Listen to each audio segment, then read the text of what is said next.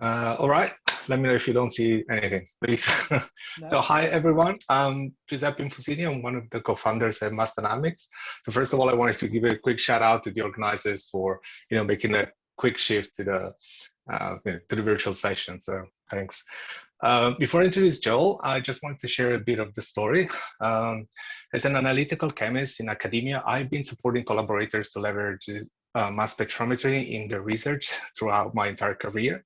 And I wasted a lot of my time doing manual, repetitive tasks in the post-acquisition phase of the mass spectrometry analysis. So I ended up teaching myself how to code so that I could automate many of those tasks and dedicate more time on more impactful and high-value work for my collaborators and exploring new methods. So 2.5 years ago, alongside my colleague at the time, Andrew Webb, and two other co-founders, Paul and Aaron, I went out of my comfort zone to leave academia and start Mass Dynamics. So now we've grown a team of software engineers, computational biologists, statisticians, and product people. And we're on a mission to help mass spec experts like yourself to do your own research faster, easier, better, and collaborate more efficiently with other life scientists. We're now serving both academia and industry, and we're building a service that helps automate manual repetitive tasks with the aim to give you back that time and energy to focus on more real and more challenging problems. We're at the very start of our journey. So we're very thankful for all the support from the members of the community who have already given us feedback and participated in the testing of the service last year. Now, though, we do need your support. So to make it even better and more valuable. So to support us, when you're done with this, please go and just head to app.massdynamics.com, get your free membership, check out the services that are already available. We're always delivering new features, and we really need your help to prioritize the list. So let us know what you like, don't like, and especially what you would love to see next. And we're really waiting to hear from you. So enough about me. Let me introduce Joel. Joel Steele is one of our very first MX expert that we feature in Mass Dynamics Mass Geek Moments. Joel has driven research at the University of Technology, Sydney, and the Defense Science Technology Group. Joel now calls Monash University home, and he's a 2021 Fulbright Future Scholar for NASA-JPL. So Joel, can't wait to hear about your L-DOPA research, so over to you.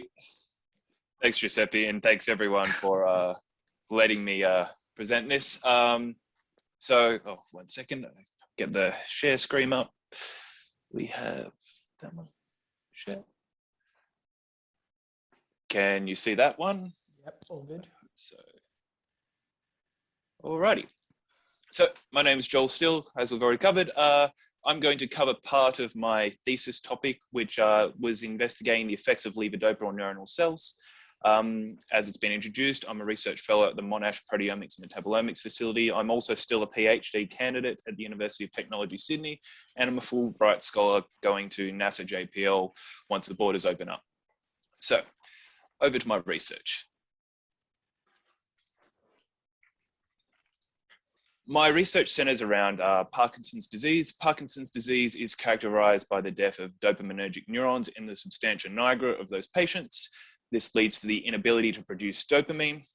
So the therapeutic agent levodopa is given to these patients, and then they're able to move again and have motor function. Interestingly enough, this L-DOPA in the middle of this figure here is just tyrosine with a single extra hydroxyl group. And then when it gets converted to the neurotransmitter dopamine, the carboxylic acid gets knocked off the end. So in essence, the therapeutic agent L-DOPA is also an amino acid that can mistakenly get incorporated into proteins. This incorporation into proteins can lead to protein misfolding, changing the protein structure and producing proteolytically resistant aggregates. If you are interested, I have an animation on this. You can scan the QR code. It was produced by Ribosome Studio. It takes you through the steps of how L-DOPA affects neuronal cells. So the questions that I wanted to answer with this work was, is L-DOPA a proteomically identifiable PTM? That is it incorporated at a level that we can identify via shotgun proteomics? Can you synthetically create an L-DOPA positive control proteome, because there isn't an enrichment method yet for this modification? And then what I'm really going to focus on today, and which should hopefully help the wider community, is how I was able to take my biological data and actually turn it into my label-free quantitative data and turn it into something useful biologically. The method behind this work was I took SHSY5Y cells, plus or minus 500 micromolar L-DOPA for 24 hours, 3 biological reps. Did a standard proteomic extraction where I used UTC7, 0.1% C7. My reduction reagents that I use is TCEP, and I use acrylamide for my alkylation reagent. For the wider community, I think it's really important that I note here that the use of acrylamide over chloroacetamide or idoacetamide I find is essential to PTM analysis, as chloroacetamide and iacetamide lead to such large off-target effects inside your proteome. If you've ever done an open de novo search, you would have seen that this is a side effect of the alkylation. And then I did trypsin digestion and then standard data-dependent analysis. Side note here, for my creation of my synthetic positive control proteome, I took my peptide digest of my control cells, lyophilized the peptides, took the enzyme that is responsible for converting tyrosine to L-DOPA, put it into the tube with the peptides, I performed a reaction, and then I removed the enzyme via filtration, and then I also analyzed that. There was two components to this work. I did peptide-centric analysis in peptide-centric PTM analysis in PEAKS Plus, and then I performed label-free quantitative analysis using mass dynamics and subsequently putting it into string. So you have some LFQ. What do you do with your LFQ? Well, I'd recommend that you take your LFQ data and plug it into mass dynamics, because you might not have the time to sit down and watch a week worth of Max Quant Summer School or teach your collaborators how to become a fully fledged bioinformatician. So take your data over, go to Mass Dynamics, log in, create a project. Once you've created a project, you locate within your combined folder and your text folder, you'll find all these files, load them in. You add your experimental design where you annotate which of those columns was actually a sample and a group. If you're so inclined, add details to the experiment, what conditions there was, how many reps there were, treatments, all the things that you might need later on. And after that, you might want to go ahead and check your QCs first. So the good thing about mass dynamics is up front, we have quality control reports. So I find it really important when dealing with a new data set, especially on first approach, to see if my experiment is actually healthy, plug it into mass dynamics in this instance, and I would look at a PCA firstly. Ideally in a PCA, you want your replicates to cluster together and your conditions to separate from each other. And then subsequently from there, check your missing values, your data completeness, check your miscleavages, and if your enzyme has worked. And then finally, at the last steps, look at the identifications. What proteins were identified, what peptides were identified, the PSMs. This can indicate whether the mass spec might have had an issue or whether or not there just wasn't simply enough loaded onto the mass spec. This is really important up the front of all label-free quantitative analysis, that you do something like this. And it's nice and good that Mass Dynamics allows you to do this. So you've got your data. What next? You go over to the analysis tab within Mass Dynamics, look at the volcano plot. The volcano plot is interactive, and you can select regions of this plot. I would then go ahead and subset my plot into particular groups of interest. So I generally start with a global changes group, which is just twofold up, twofold down, and below a 5% FDR.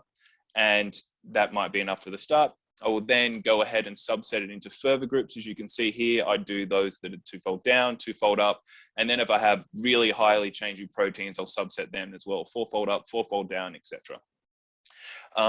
Once you have something like this, I find what Mass Dynamics does really well here is that you can click on the little pencil arrow here, and you can record an insight. So the insight can be whatever you want to say about the protein. I would generally follow the hyperlink to the UniProt identifier, read about it, read about the pathways, see what's going on there, and then I'll record something that might be relevant to the biology. I generally do this with really highly abundant or highly interesting proteins in terms of my biology. For example, here I was looking at apoptosis protein, and I was looking at a ubiquitin conjugating enzyme. I'd take the UniProt information, plug it in, record the insight, or I'll add an annotation of my own personal annotation so I can look back and see what is going on and make sense of the data. From here, we can go across into the pathway analysis. So Mass Dynamics uses the reactome pathway under the hood at the moment, and you can perform enrichment analysis based on each of your lists. So it will spit out a nice little figure like this. You can see all the different things that are changing with significance. In this particular instance, I identified mRNA splicing and mRNA processing pathways to all be downregulated. You can click on the little arrows to go out to the reactome pathway to see what it looks like and any information and literature there. And then my favorite feature inside of Mass Dynamic, which is click on this little view button here. So the little view button spits out a volcano plot of your pathways. So if you have a pathway of interest and you've identified it and you see a whole bunch of proteins changing significantly, you might be able, proteins that are on the line or falling just beneath the line but are actually highly up or down regulated, this might infer that there is actually something biologically relevant going on here, and you might be able to use those proteins in further analysis. From there, I'd go ahead and individually analyze my up proteins and my down proteins and see what's there. In this case, in my up protein group, I found that the unfolded protein response is upregulated, which does agree with the biology and the hypothesis walking into this experiment that proteins are misfolding during L-DOPA treatment. You've got an analysis. What do you do now? You share it with your supervisor if you have to, your collaborators, and your family and friends if they're really interested with and just won't stop asking you what you do for your day-to-day work. So you can either give them read-only access, you can give them full access to like your collaborators or supervisors where they can go ahead and edit your analysis, add insights, tweak things, and make this a collaborative environment. This has helped already once with one collaboration with an external person, and they were really easily able to go ahead and pull apart the data that I generated for them. From this, you're able to take your data analysis further. So I go ahead and go back to the volcano plot pathway, volcano page, and I will go and export my particular lists of interest. I'll just take the global changes list, for instance, with the twofold up and the twofold down, and use that for further analysis. If you're so inclined to go ahead and do some R magic on your data, you can take that and export it out of the results file tab, and all the different outputs are there.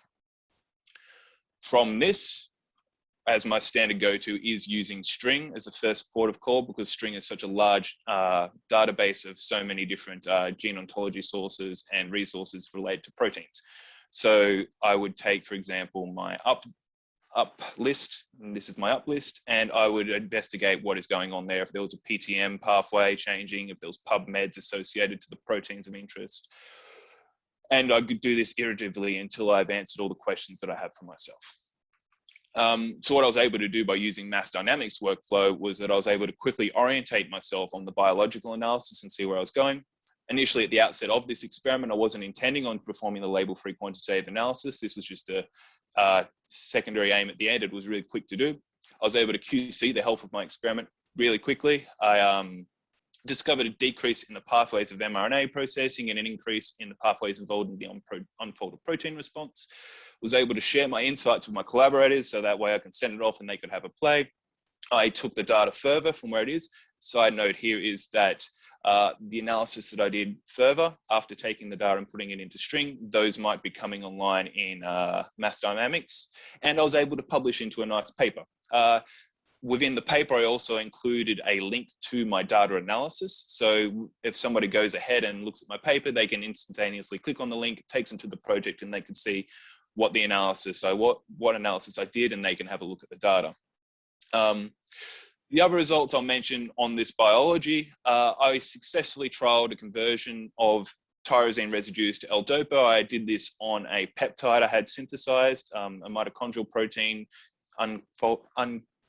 mitochondrial uncoupling protein 5, and that one is involved in Parkinson's disease. And I was able to create a peptide, a positive standard that it was real. That method did not work for the whole scale proteome, so I optimized the methods, and I was able to achieve a 10% conversion on tyrosine residues with this method. This resulted in 532 DOPA containing peptide sequences. Interestingly, when I took this control and converted it to tyrosine, taking the control and converting it to L-DOPA containing peptides, these runs are used to match between runs. And in my L-DOPA treated cells, I was able to take identifications from this new synthetic proteome and pull them onto L-DOPA. And I was able to look at the differences between the control and the L-DOPA proteome. And some of these proteins that contained L-DOPA were involved in protein folding and proteostasis. Here on this graph on the right here, we have the normal measure of an oxidation level in a proteome, which is methionine. And you can see the control here, low levels, treating with L-DOPA increases the amount of oxidation within the sample. And then within my buffer conditions and synthetically creating this positive control proteome, I had high levels of oxidation. So the reaction system was highly oxidative. I include phenylalanine here because the phenylalanine oxidation is tyrosine, and tyrosine can be hydroxylated as well by a free radical attack. So I use these to inform further research since this. In summary, I was able to get a paper out of it. This is the paper if you'd like to see it. Down here from the little video that I listed at the start, there's L-DOPA incorporating into a protein. The protein unfolds when an L-DOPA site is inside of a protein, forms aggregates, and results in cell death. I'd like to thank Natalie Strange for the vast majority of help she did with this work. My supervisors at UTS, Dr. Matthew Padula, Associate Professor Kenneth Rogers of the Neurotoxin Research Group, the Mass Dynamics team, and Ribosome Studio. Questions? Thanks very much for that, Joel. That was a really comprehensive talk on that software. It looks pretty cool, actually, very intuitive. There's one question, and then we'll move on. Somebody's just asking what, if they missed it, but what was the input data that you entered into Mass Dynamics in the first place? Oh, so the input data into the Mass Dynamics website was just the MaxQuant LFQ output. So the protein text file, the summary file, the not the phosphosites file, but all the text files that you have in the MaxQuant output, if that's what you mean. I hope that answers it. Cool. Thanks so much for that, Joel. I think in the interest of time, we'll move on. So if anybody's got any other questions for Joel, feel free to ask them in the question and answer section.